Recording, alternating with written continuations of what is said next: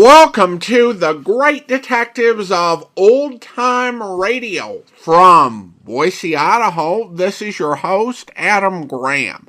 In a moment, we're going to bring you this week's episode of yours truly, Johnny Dollar. But first, I want to encourage you, if you are enjoying the podcast, to follow us using your favorite podcast software. I want to go ahead and acknowledge our latest Platinum Patreon, and I want to go ahead and thank Joel.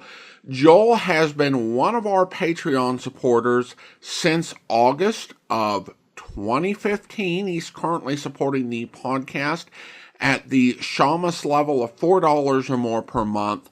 Thank you so much for your support, Joel. Now, from April 13th of 1958, here is the Wayward Money Matter. From Hollywood, it's time now for Johnny Dollar. Fred Norwood, Northeastern Indemnity Association. Oh, hello, Fred. I haven't heard from you since that case down in Managua, Nicaragua. Got another nice long trip lined up for me? I'm afraid not this time. But if you can leave right away, I wish you'd run down to Baltimore for us. Baltimore? That depends. Depends on what? How free I can be with my expense account in the seafood department. Chicoteague oysters, soft-shell crabs, terrapin soup. Johnny, if you can get us off the hook on this one, I'll okay your expense account blind. Big one, huh? Over 100,000.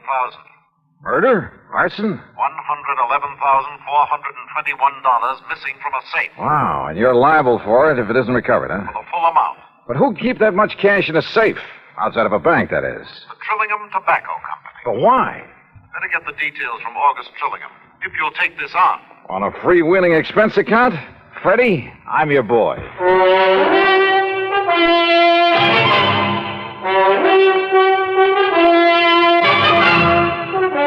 Bob Bailey in the exciting adventures of the man with the action-packed expense account. America's fabulous freelance insurance investigator. Yours truly, Johnny Dollar.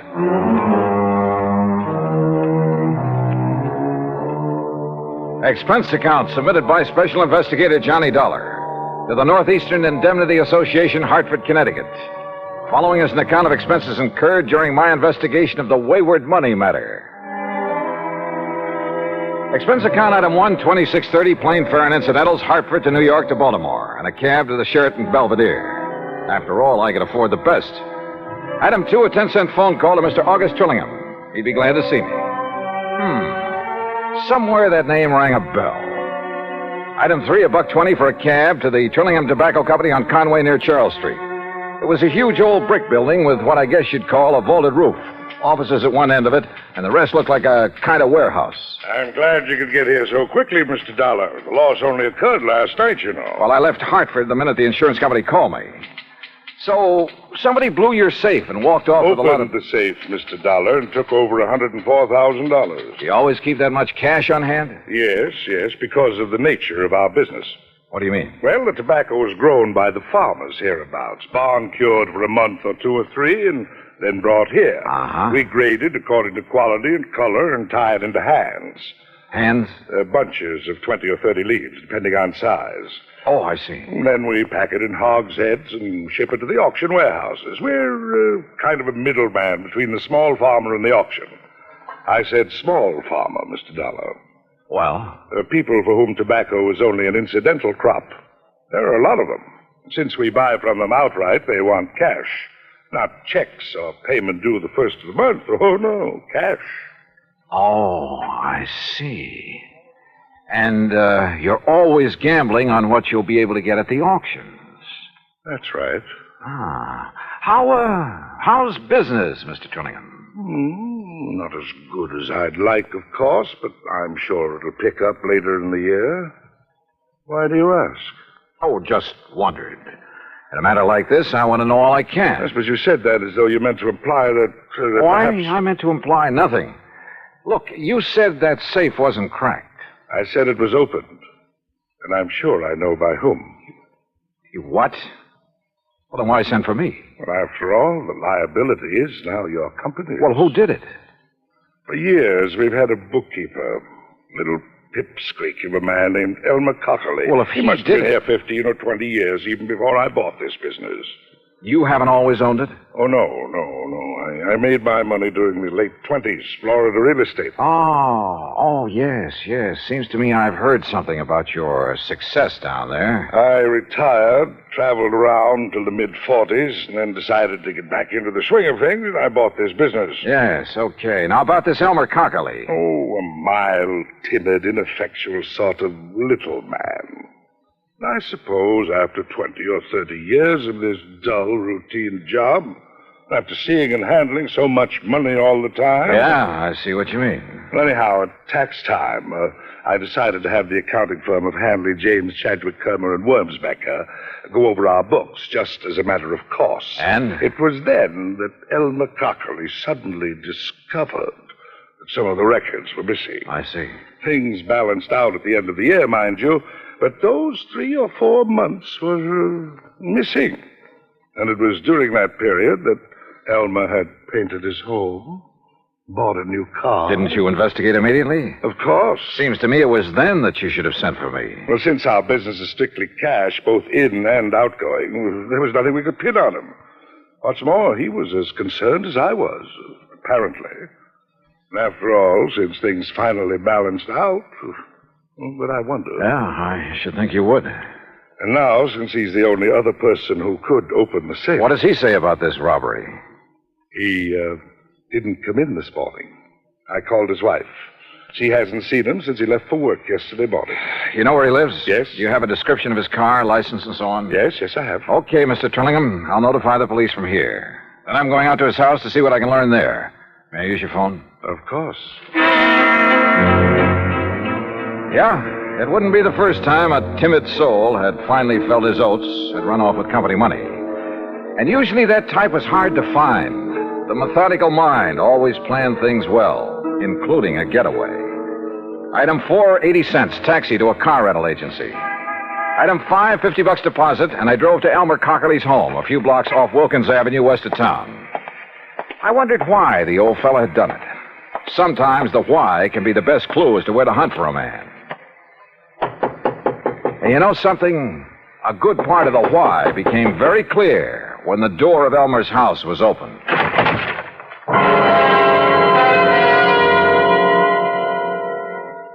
Act 2 of yours truly, Johnny Dollar, in a moment. A job is something that has to be done no matter what the work may be. The truck driver continues to drive his truck, and the mechanic keeps it in repair. The chef continues to cook, and the waitress serves the food. Whatever the work, it must go on. It is a part of the existence of human beings. And so it is with the work of soldiers, sailors, and airmen. Corporal, later Captain, Douglas T. Jacobson of the United States Marine Corps worked a lot harder than most men on the 26th of February, 1945. He did it not only for himself, but for the survival of the men around him. While serving with the 4th Marine Division in the heroic assault on Iwo Jima, Corporal Jacobson picked up the bazooka of a fallen fellow Marine and promptly destroyed a 20-millimeter anti-aircraft gun and its crew. Using his weapon with deadly accuracy in the face of heavy enemy fire, Jacobson destroyed in turn 2 machine gun nests, a large fortified blockhouse, and an enemy pillbox, killing its 5-man crew. Fighting desperately, he moved forward and wiped out an earth-covered perimeter of rifle emplacements. Nothing could stop him. A tank tried, and Jacobson blew it to kingdom come. Then he went on in another single-handed assault to put a second heavily armed blockhouse out of action, permitting his division to occupy the position. By his dauntless skill and valor, Corporal Jacobson destroyed 16 positions and annihilated 75 of the enemy. For conducting himself according to the code of American fighting men and for getting the job done, Corporal Douglas Jacobson was awarded the Medal of Honor. And now, Act 2 of yours truly, Johnny Dollar, and the Wayward Money Matter.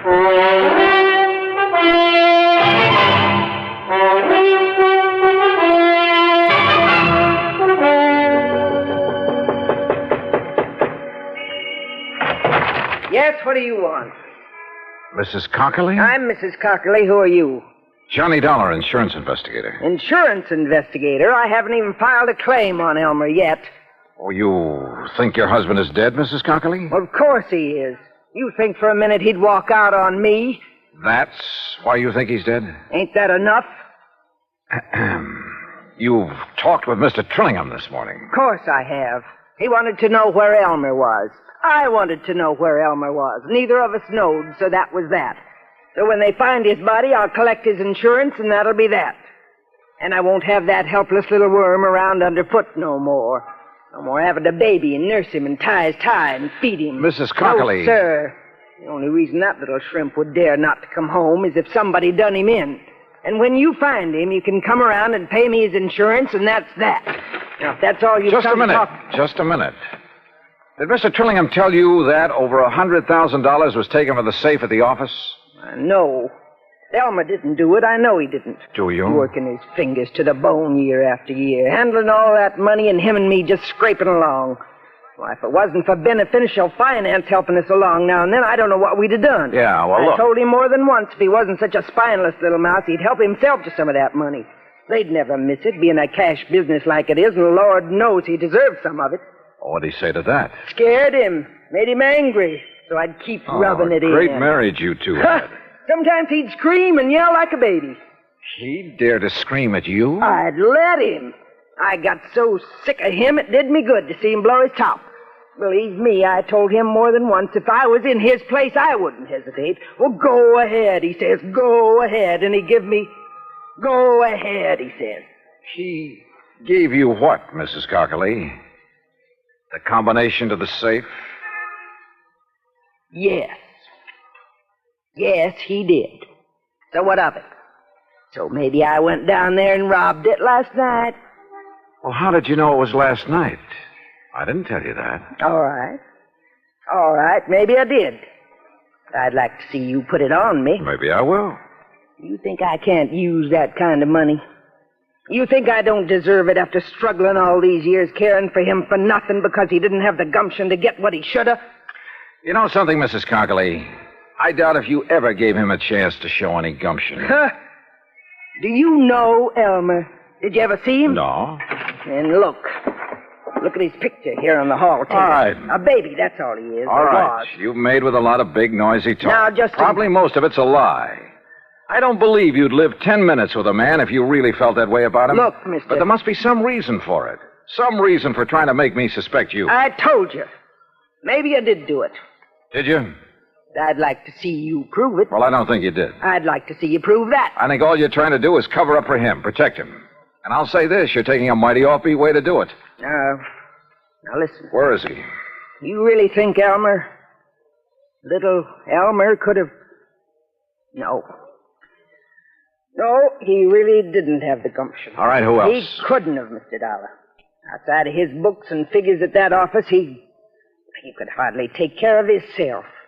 That's why he needed me, to tell him what to do and feed him and take care of him. Well, this is quite a change of pace, Mrs. Cockley. So maybe I did make him toe the line. So what about it? He liked it. Some people are that way, just like me. I gotta have somebody I can lord it over him. Anything wrong with that? Well... I don't believe a thing you said. Oh, you don't? Now, where is he? Where is Elmer? I don't know. And if he didn't rob that safe, who did? He couldn't. How should I know? Why don't you ask that August Trillingham, his fancy boss that's kept him and me starving all these years? Did you think of him? Everybody's a suspect at a time like this. Dear August. Including his you. Friend, the boss. Used to go catfishing together up the creek. Great privilege for poor little Elmer to go fishing with the boss who made all the money. That's where I thought he was last night when he didn't come home to supper. When he wasn't home all night, poor dear. All right, Mrs. Cockley, just quit acting. Act? Somebody stole that Now, money, and listen. apparently only 3 people knew the combination of that safe. Trillingham, your husband, and you. I tell you, go ask that Trillingham. But only one of the 3 has run out, disappeared. No. No, I'll never believe that Elmer did it. He could. Sure he could. Anybody could. Now, where is he? I don't know. I think you do. No. And you're trying to protect him. Or are you waiting to hear from him so you can join him and the money? That isn't true. Then why isn't he here if half of what you told me is true? Because Oh, go answer the phone. Hello. Yes, I'm her. Who? Oh, just a minute. Sergeant Macklin, he says. Oh, the man I talked to at police headquarters. Yeah. Thanks. Johnny Dollar. This is Macklin, Mr. Dollar. Yeah, Mac. Looks like it's all sewed up. Yeah, who? Elmer Cockerly. Driver's license, identification You found the card. money? Well, what's left of it. They got the money, did they? You know what Cockerly looks like? I've seen his picture. Well, then maybe you better come out here. Where? Hance's Bridge. Hance's Bridge. Yeah, We used to go it's, catfishing all the time. It's about 9 miles up the creek north of town. Okay, I'll see you there. Yeah, I want you to see if you can identify Cockerly's body. Oh, I see. Act 3 of yours truly, Johnny Dollar, in a moment. Our flag now numbers 50 stars, and behind each star there stands yet another flag representing one of the 50 states.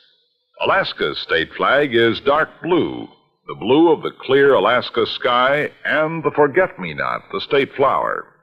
Upon it shines 8 golden stars, forming the Big Dipper or the Great Bear, a symbol of strength. It points toward the North Star, representative of our northernmost state. Alaska's state flag, the flag of the 49th state to enter the Union, was adopted on May 22nd, 1927. And now, Act 3 of yours truly, Johnny Dollar and the Wayward Money Matter.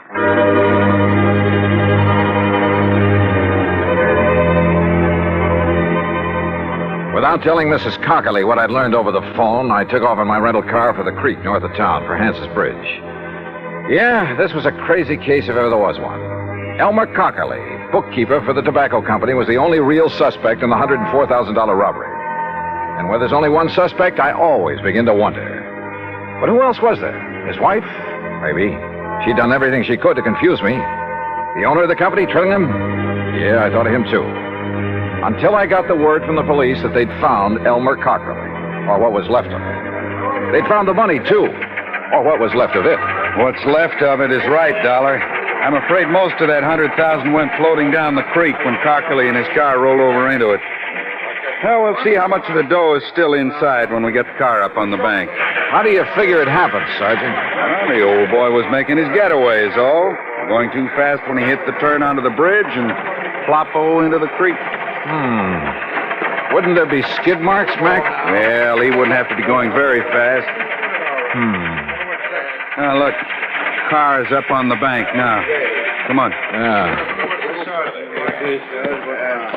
How do you know it's Elmer Cockerly inside of it? License number. And one of the boys dove in, brought up his wallet. Well, here she is, Sergeant. High and wet. Okay, Les. We'll have a look. Only a few small bills in there. Rest of the dough must be out in Chesapeake Bay by now. All right, boys. Take a look, Dollar. That Cockerly in there? Yeah? Yeah, that's Elmer. Do you think he drowned? Yeah, or banged around so hard when the car plunged in that... Look. See the bruises on his face and chest? Yeah. Not pretty. And Mac. Well, that's that. Just one more who tried and didn't get away with it. I wonder when they'll learn that it just...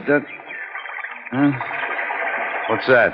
A little scrap of paper out of his pocket. Huh? Torn. Only part of it, see? Night. Pants. Cat. And Mac, look here. Yeah, what? This bruise, this mark on the back of his head. Yeah, he really got banged around. Show me one thing in this car that could leave a mark like this. Well, most anything. Door handle, top of the steering post. No, sir. All the other bruises are on his face, his chest. And there's only one thing I know that leaves a mark like this. Better get the coroner out here before you touch anything. See you later. But look, where are you going? I'll see you later. Now, what under the...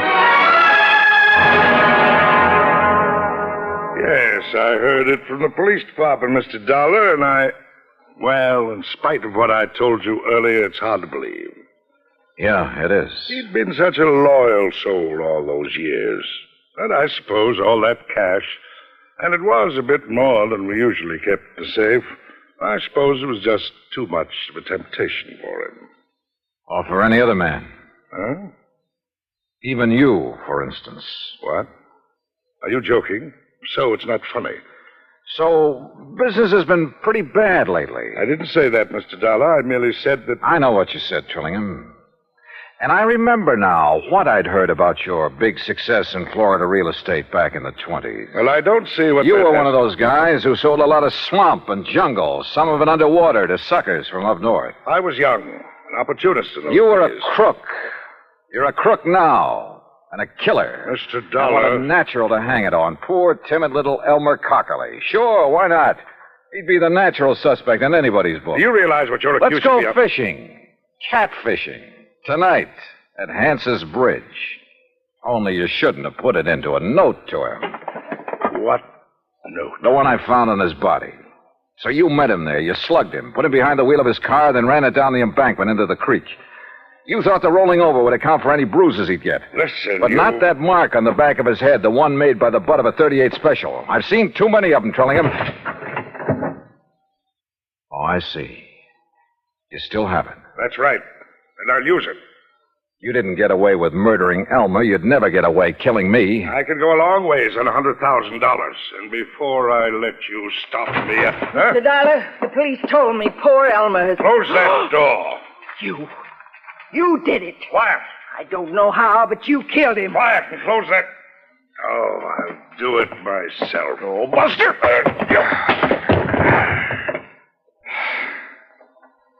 Yeah, he did it, Mrs. Cockerly.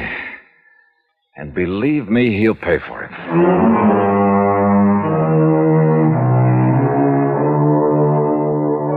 Well, so ends another dirty chapter in the history of crime. I hope the insurance on Elmer makes up in some small way for Mrs. Cockerly's loss of her... Well, I was going to say husband, but I guess Elmer was kind of a baby to her. To manage, to browbeat, and to love. Expense account total, including transportation back to Hartford, $104.70. Yours truly, Johnny Dollar.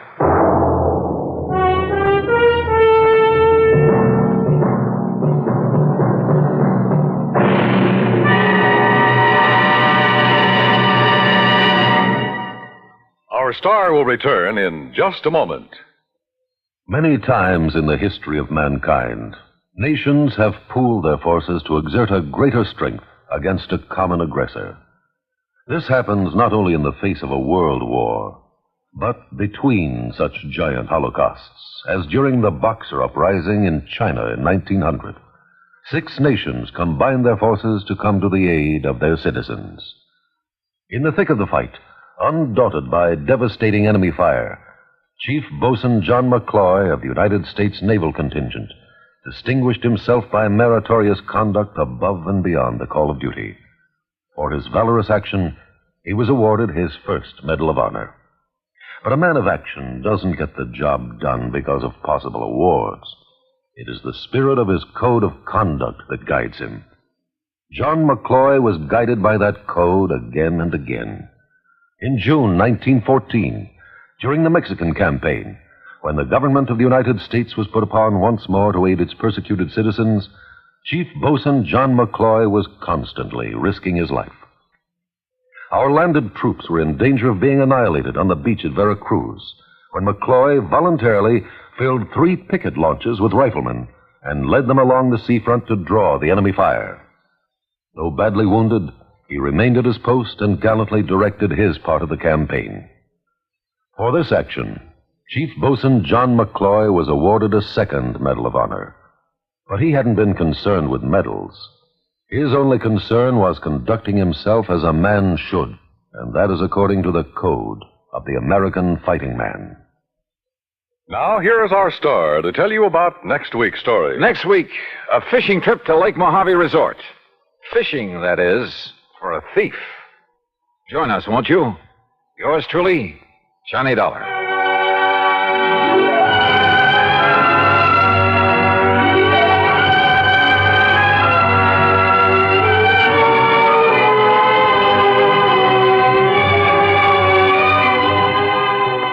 Yours truly, Johnny Dollar, starring Bob Bailey, originates in Hollywood and is produced and directed by Jack Johnstone, who also wrote today's story.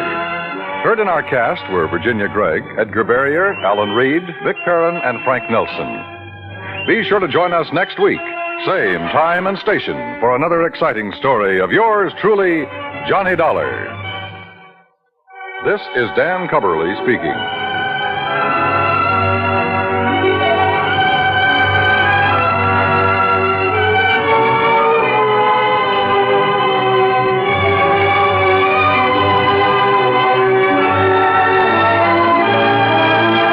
This is the United States Armed Forces Radio and Television Service.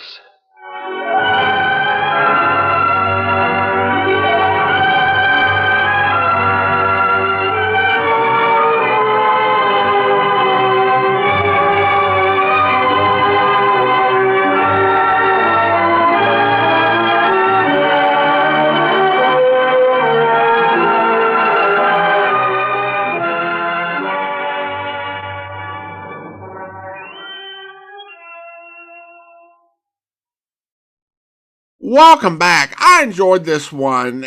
It does show the strength of Johnstone's writing, which is not plot. I guess the owner was the thief pretty early on. That was my first instinct. I think the wife did give me some doubt and really created some confusion as to what she was doing. But to me, this episode was carried by good characterization and good acting, particularly by Virginia Gregg, that kept me interested despite some of the weaker points in the plot. Well, now it's time for listener comments and feedback, and we go to YouTube, where Terry comments regarding the Denver dispersal matter. Very enjoyable. Thank you. Well, thank you for commenting over on YouTube. Now it's time to thank our Patreon supporters of the day. And since this is not only the first day in August, and we thanked our new Platinum Patreon supporter, it is time to thank our Patreon supporters of the day who have been supporting the podcast for 5 years.